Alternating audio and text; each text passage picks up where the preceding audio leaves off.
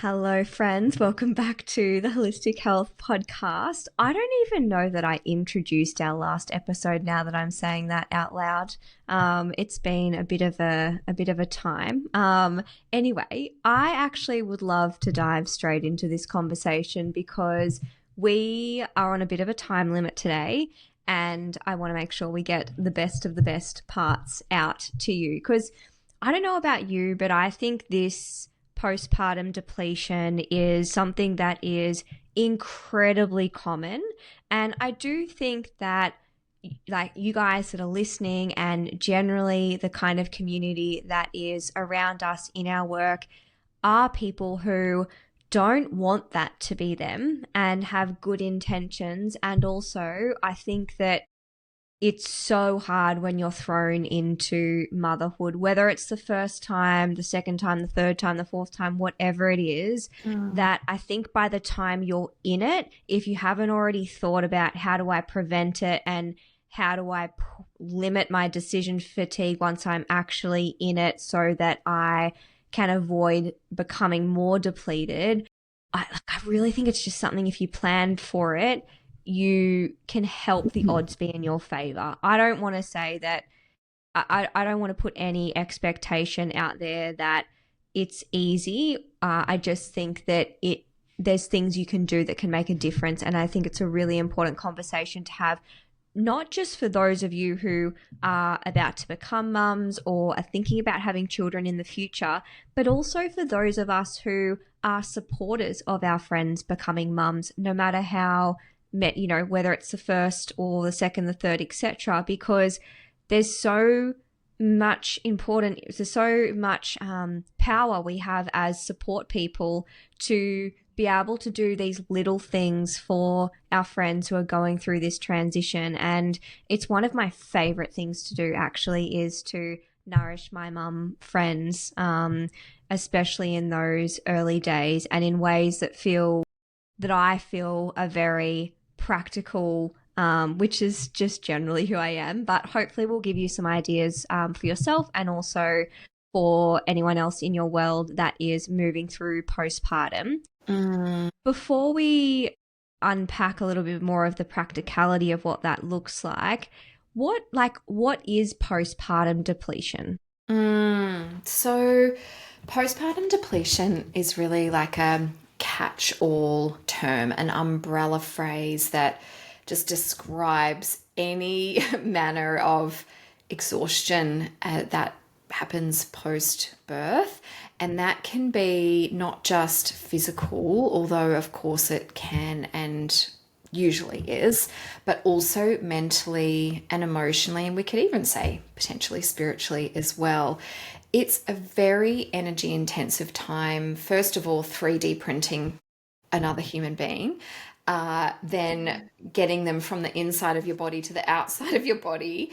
And then while you're recovering from all of that, you have this tiny infant that you've got to keep alive through literally everything you eat and drink going into your blood and into your breast milk. It is a wild, wild time. And although I think, each chapter needs to be honored and respected for what it is and what it takes.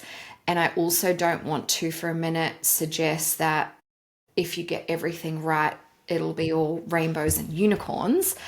But what we are here to discuss is how is it that we can minimize the impact on ourselves and, of course, all the people around us, including our baby, if we set ourselves up for success and really try and limit the depletion that occurs, reduce the risk of it, turn the ship around if you're already in a season, the postpartum season, and you're like, yes, this is me, I am drained AF.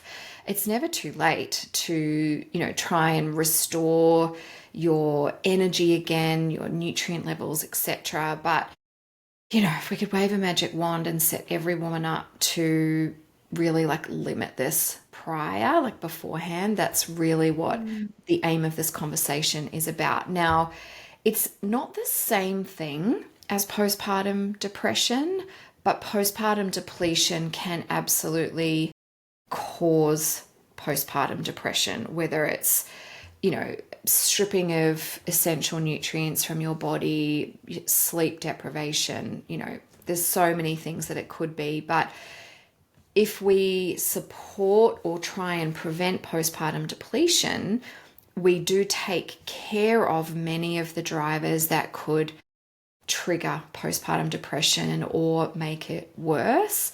And of course, if you are experiencing postpartum depression, especially if it's unique to that chapter and it's not something you've already been dealing with, there's a good chance postpartum depletion is actually a big factor. And therefore, the roadmap to support yourself is also, really well worn. So, yeah, that being said, I've already just kind of hinted at nutrient levels. Nat, would you like to talk to us about all things nutrition? Yeah, I think that part of, avoiding or mitigating or reducing the risk of falling into a postpartum depletion state is really lies in your health going into pregnancy as well and through pregnancy. And that's not to put pressure on people to be perfect, because I actually don't think you need to be, but it does speak to the value in really trying to, if you have the opportunity to, prepare for pregnancy. And by doing some good preconception care, regardless if you're, I think sometimes we save preconception care for those people who identify as having struggles with their hormones or a condition like PCOS or endo, or who are already in a season where they've recognized that they are struggling to fall pregnant.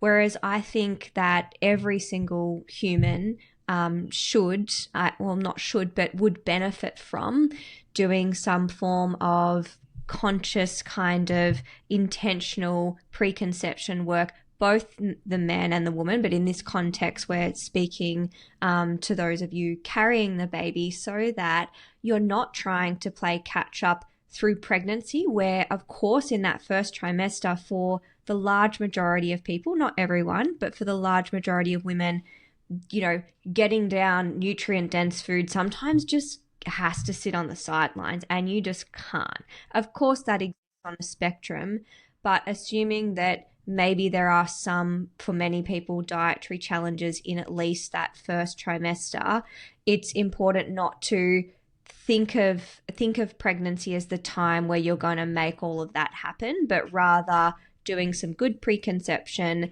understanding where your levels are at, and starting to improve those pre-pregnancy, and then also doing regular testing throughout pregnancy so that you can stay ahead of the curve. Because as many of you know who are mums, once you're thrown into motherhood, like, it's hard to remember to take a supplement. It's hard to fuel yourself consistently, in a really optimal way. It's hard to even find the time to go and get a blood test done. And I think that sometimes that's underestimated. Even if it sounds simple, there are big challenges there. So the more I think you can do ahead of that time, it doesn't mean that when you're postpartum those things aren't beneficial, but at least if you can get ahead of it, it does put you in a better position. And when I say checking your levels, so what first comes to mind for me in terms of some key things that you would want to keep an eye on preconception, pregnancy, and also postpartum, and this is not an exhaustive list, I'm just giving you some of the most common ones, it would definitely be iron, and your full blood count to see where that's at. It's very hard to play catch up with iron in the latter parts of pregnancy compared to staying ahead of that decrease that can happen if you're onto it a bit earlier.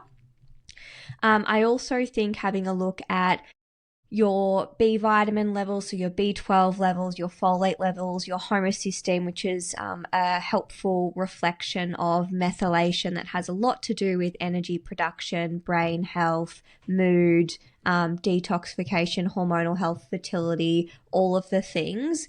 I also think if you have the ability to access some zinc testing, that also can be a really handy tool.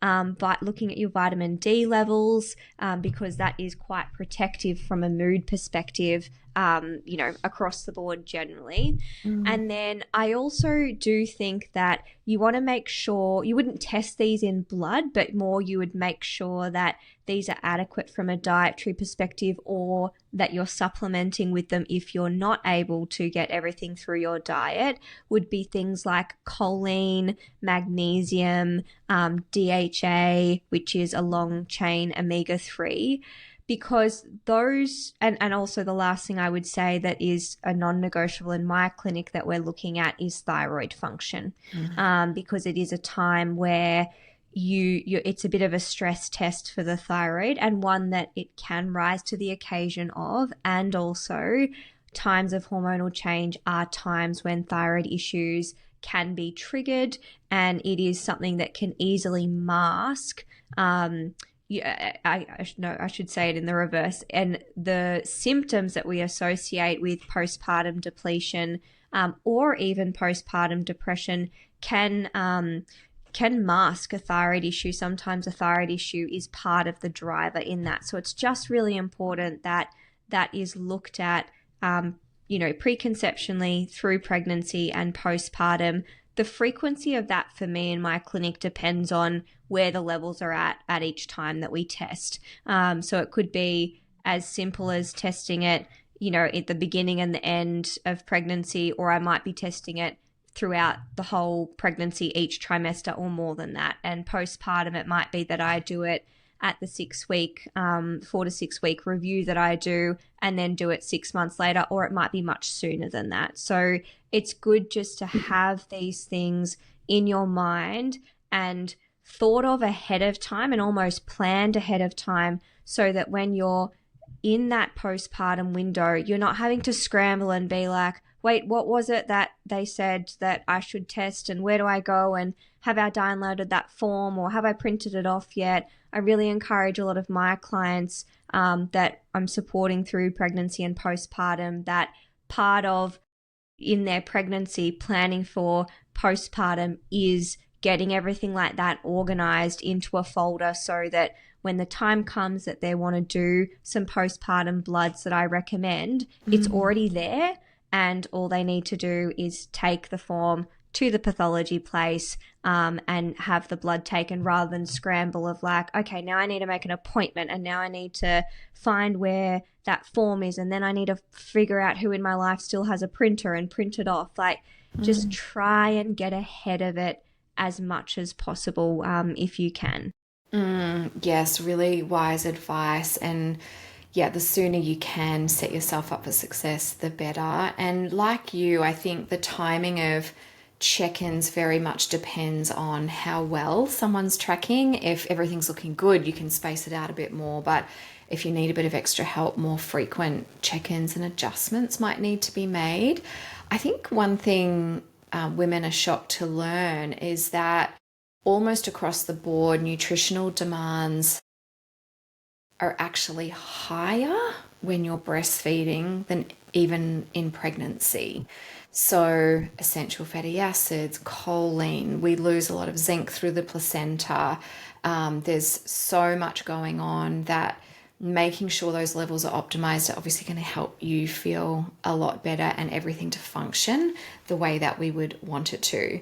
But in addition to the micronutrient side of it, we also want to look at nutrition from, the macro side of it, and also maybe just some other practical strategies. So speaking of supplements, organizing them really well so that it's easy for you to remember to take them is going to be a game changer for you.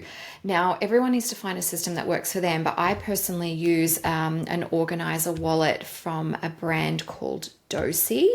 They are originally an Australian company, but they have moved overseas. So unfortunately, there's shipping costs. I'm sure there are other great brands around as well. But every week I have like a box of the things I take regularly. And then every Sunday, I actually go in and put them in the little Ziploc bags in the days for morning and lunchtime.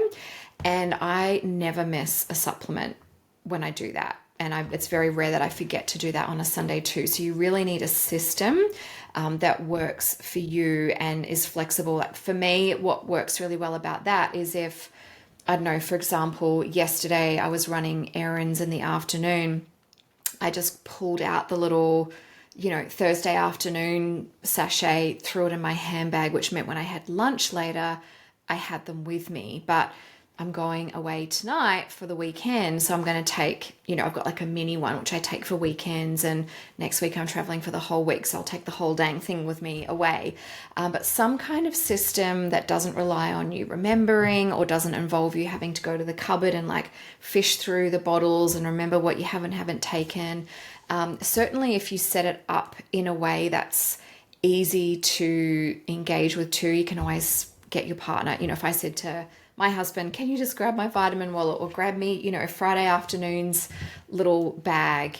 He'd be able to do that really easily rather than me trying to get him to find a bunch of things he doesn't really understand. So that would be number one. Also, obviously, you can't run on just vitamins. So think about how you're going to nourish yourself in that first 6 weeks where recovery is the most intense. Certainly the first couple. It's it's a runway back to, your postpartum self. And yes, there's lots of different ways. You might even use a bit of a combination. So as someone who's now finally got the hang of meal prepping in a way that I like it, like I, assuming I felt good in the last trimester, I probably would start making prepped food. I would start making stews, soups, freezing, family size portions. So something for my husband and I, and maybe, during a work day, single serves for lunches that I could just heat and eat myself. And ideally with one hand, assuming I was holding a baby at the same time. So meal prepping is great. Or there are lots of really great brands out there that do home delivery of like whole, seasonal, local, organic food. That's a nice backup option if you maybe don't have freezer space or you don't have, an ability or the time or the energy to start actually meal prepping in advance. Have a bit of a plan around that. If you are lucky enough to have a partner who is good in the kitchen. I am certainly blessed in that department, having a conversation around them being responsible for looking after the food and what time you're going to need it and what you want. Or what I have seen become really popular in the last kind of 5 to 10 years is meal trains. And that is really your closest friends and family coming together and offering to cook for you. And that might look like, for example, your mum and dad bring round like dinners and lunches for Mondays and Tuesdays. Then your bestie might take care of Wednesdays and Thursdays. And then your neighbour might drop in on Friday with some dinner and enough for leftovers the next day. So for at least a couple of weeks, having just everything planned out so that you don't have to use any mental real estate or organize anything or get caught out and actually be undernourished. So any combination of the above is a good idea, but please think ahead, because when you're in it, especially if you are particularly sleep deprived, or maybe you had a difficult birth or you're having some challenges with your newborn, whatever that might look like, that your fundamentals are taken care of. And by the same token, I would suggest you really need to have a talk about, like, with your immediate support crew. Like, you might have your mum come and stay, or you might be on your own, and maybe it's something that you get your best friends to help you out with, or depending on your husband's work schedule or wife's work schedule, or whatever your domestic partner might be, you might agree to sleep in shifts. I'm just thinking of one client now where she would go to bed at, I think, about 7 p.m. and her husband would stay up with the baby until like at 11, 12 o'clock. So 11, 12, when baby would want another feed, and then he would go to bed, and then she would leave him undisturbed. He was working full time. So he sort of got like from 11 or 12 through till 7. And really planning how you're going to share sleep and rest and time for yourselves as well. And I think if you can, if resources allow it, especially if you can plan ahead for time for this, put aside some money for domestic support or self-care or both. And that might look like, if you normally do your own house cleaning, consider hiring a cleaner for the first couple of months. So maybe 4 cleans once a fortnight. They come in and do all of that, so that in between you're just doing just very light kind of top-up cleaning. Maybe it's planning, a fortnightly massage. You can get massage therapists that come to your home now, and you can just arrange with your partner or somebody to be with the baby while you have, half an hour, 45 minutes, 60 minutes to yourself, and give yourself something to look forward to. If that's not on the cards, it could be, you're someone taking care of the baby while you have a bath, for instance, or your partner giving you a foot massage or anything of that nature. Start to put those things on the calendar. I know it's tricky when like baby's probably routine is changing like every few days, maybe every couple of weeks. So being flexible with timing, but having those things installed in the general plan of the day or the week is going to A, give you something to look forward to. B, when you're in the depths of, I don't know if I can do this, or I don't know how much longer I can keep doing this, you've got something to look forward to. And it's like there's this gap there that's just for you to recharge. It might even be, you escape the house and go and read your book in the park, or, sit in your car and scream, like whatever you feel like doing in the moment, but really planning those things. I feel like, and this is so understandable, but I think most women are so focused on getting through pregnancy, maybe planning for like being off work, getting through labor and like birth plans, contingency plans. Understandable. It's really high stakes stuff, but it's almost like mentally we stop there. It's almost like we kind of can't see past that, or we're still, and especially if this is your first baby, you might still be where I am, happily ignorant, and have this romanticized version of what it's going to be like with an infant. And then all of a sudden you're spat out the other side, and then you're like, whoa, I just don't even have even a basic game plan for my own well-being, which of course is going to determine my newborn's well-being as well. So lots of things to consider there, but if you can put these things in place before you end up in that chapter, it can't help but go a bit better. Yeah. And I think on that note, like really just trying your best to be brave in asking for help. I know it's so hard because we look around and everyone's life is full, everyone's life is busy. Maybe your friends already have children, or, your parents are older and they don't have as much energy to support you as maybe they did in younger years. But I think if you can be brave enough to ask a few people close to you of what really genuinely would help you from those things that we've mentioned, people want to help. Like they really do. For example, one of the things I did for one of my besties is when she was pregnant with her first, instead of getting her, like a present for the baby before it came, or even after it came. Before the baby came, I came over to her house and we did a big cook up of a whole bunch of different meals and snacks to go in the freezer and in the cupboards in the fridge, etc. And we did that together. So it was like a way that we got to catch up together while still making sure that we were doing something practical that was going to support her really in a helpful way postpartum.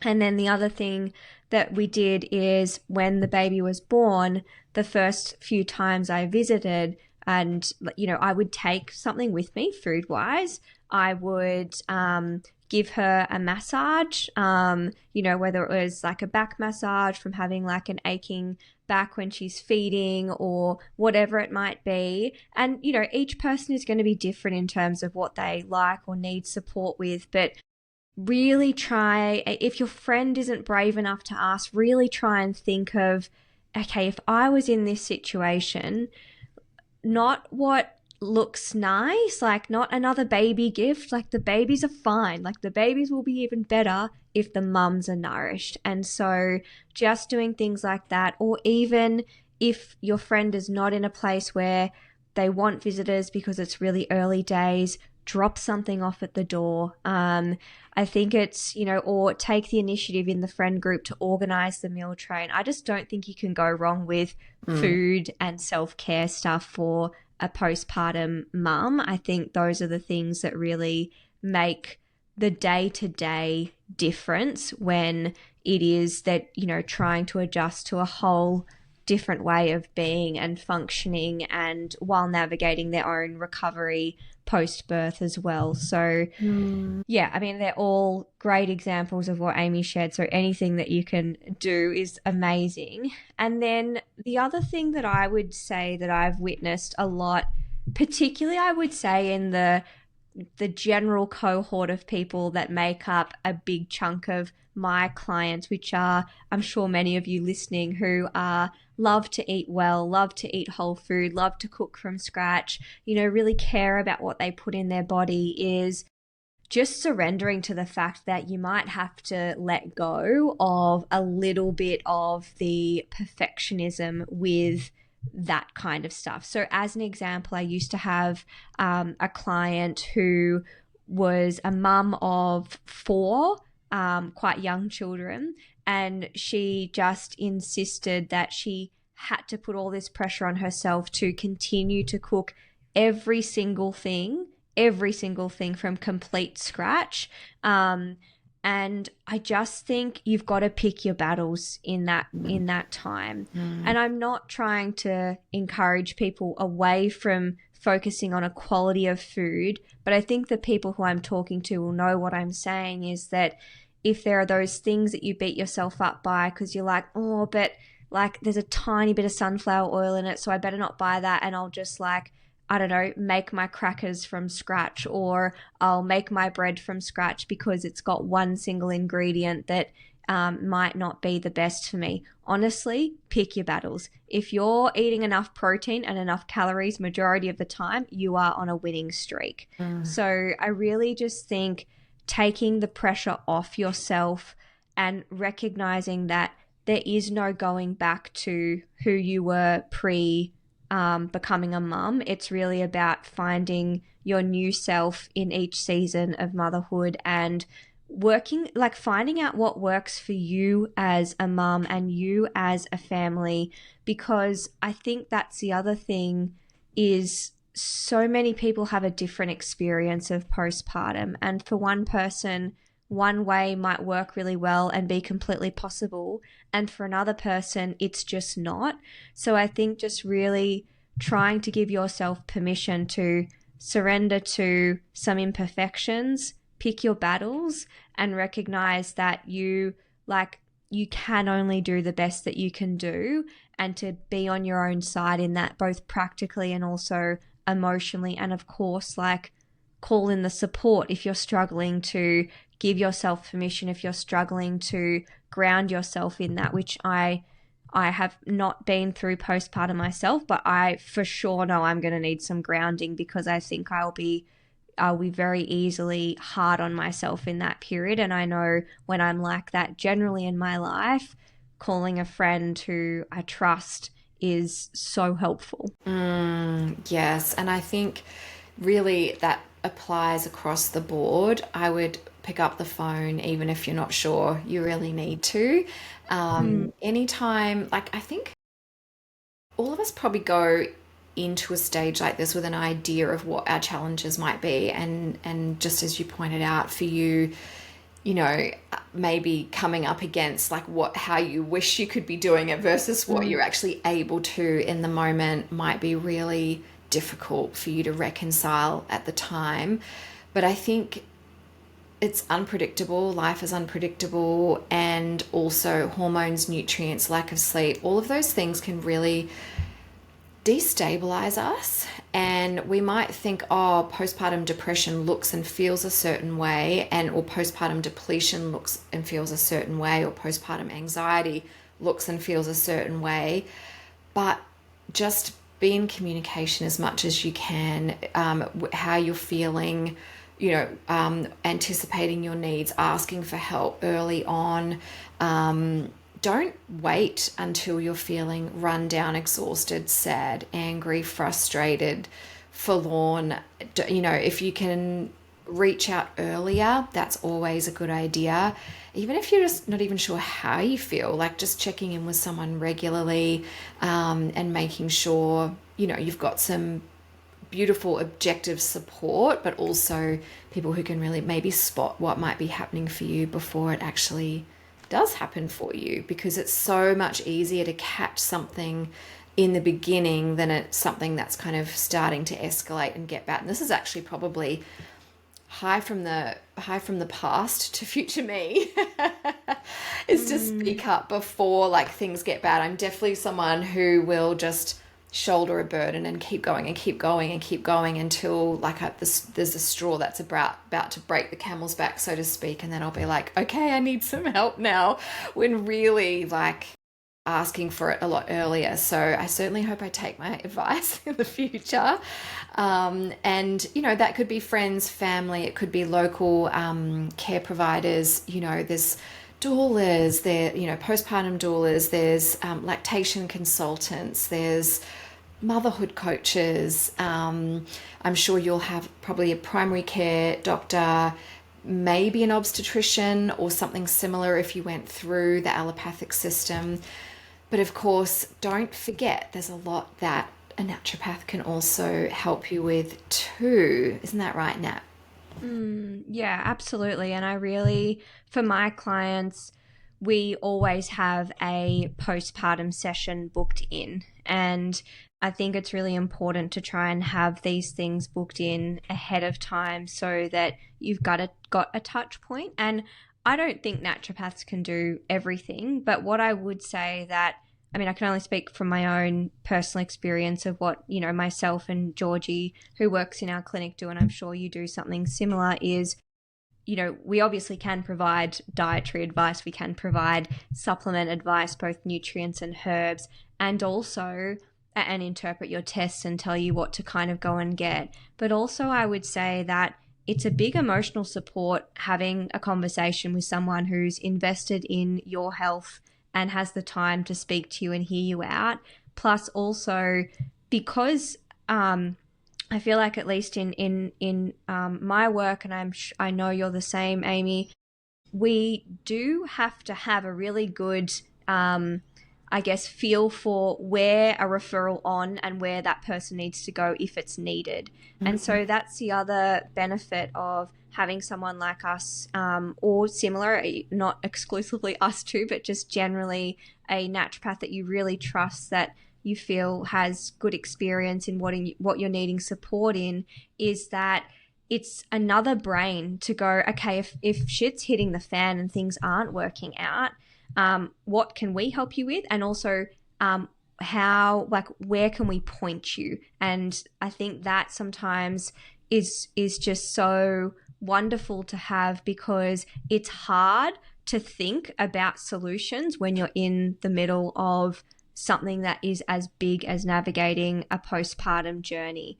And so I'd really encourage you to keep those sessions booked in if you've got them, or schedule things more in ahead of time before you actually need them. The other thing that I'm super passionate about encouraging people to do, if they have the privilege and access to be able to do it, is some form of emotional postpartum support. You might get enough of that just from speaking to a naturopath if they're particularly empathetic, or have, they just give you what that you need in that sense. But I also think, if not, and probably even more importantly so, a therapist of some kind, whatever therapy resonates with you, that is all about just, allowing you to feel validated, is not emotionally attached to the situation, so can give you some space and support to process anything that has gone on or is going on, because there's a huge identity shift that also happens when you become a mum.